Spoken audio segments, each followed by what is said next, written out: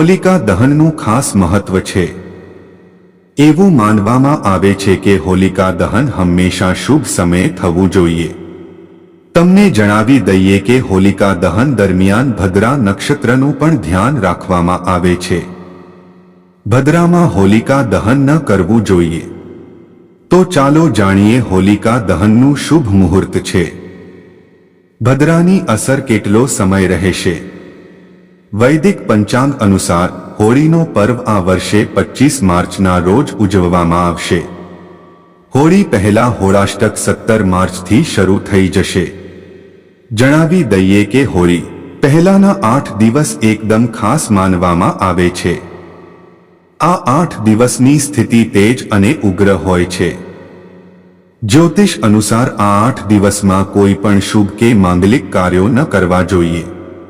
પૌરાણિક માન્યતા અનુસાર હોળાષ્ટકના દિવસોમાં ભગવાન વિષ્ણુના ભક્ત પ્રહલાદને હિરણ્યકશ્યપે મારવાનો પ્રયત્ન કર્યો હતો। ધાર્મિક માન્યતાઓ અનુસાર હોળાષ્ટકના 8 દિવસ મનમાં નકારાત્મક વિચારો આવતા રહે છે।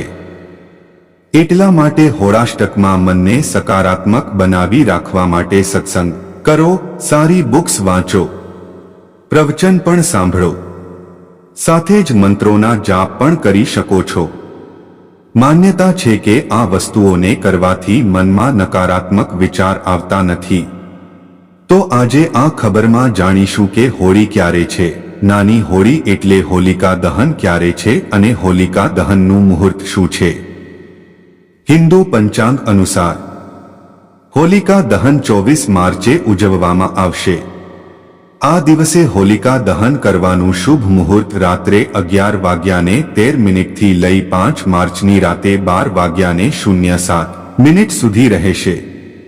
જણાવી દઈએ કે હોલિકા દહન સૂર્યાસ્ત બાદ જ થાય છે। જ્યોતિષ શાસ્ત્ર અનુસાર આ વર્ષે હોલિકા દહનમાં ભદ્રા પણ લાગી રહી છે। પંચાંગ અનુસાર પૂર્ણિમાના આગળના દિવસે એટલે 24 માર્ચે હોળી ઉજવવામાં આવશે। હોળીની શુભ તિથિ હોલિકા દહન રવિવાર 24 માર્ચ 2024ના રોજ છે। તેમજ ધૂળેટી 25 માર્ચ 2024ના રોજ ઉજવવાના આવશે। તમને જણાવી દઈએ કે આ દિવસે ચંદ્રગ્રહણ પણ થઈ રહ્યું છે, પરંતુ ચંદ્રગ્રહણની ભારત પર કોઈ અસર નહીં થાય। હોલિકા દહન માટે શુભ મુહૂર્ત -24 માર્ચે બપોરે 11:13 થી 12:33 સુધી છે।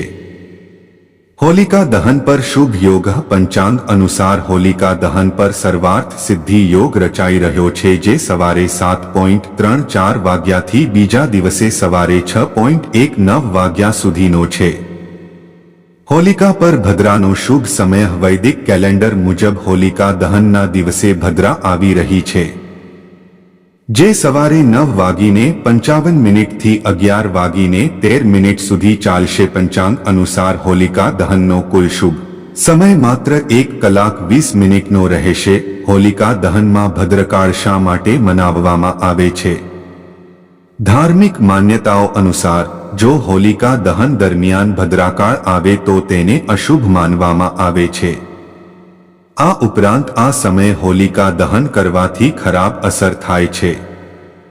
પૌરાણિક માન્યતાઓ અનુસાર યમરાજ ભદ્રા નક્ષત્રના સ્વામી છે અને આ નક્ષત્રમાં કોઈ પણ શુભ કાર્ય કરવું અશુભ છે।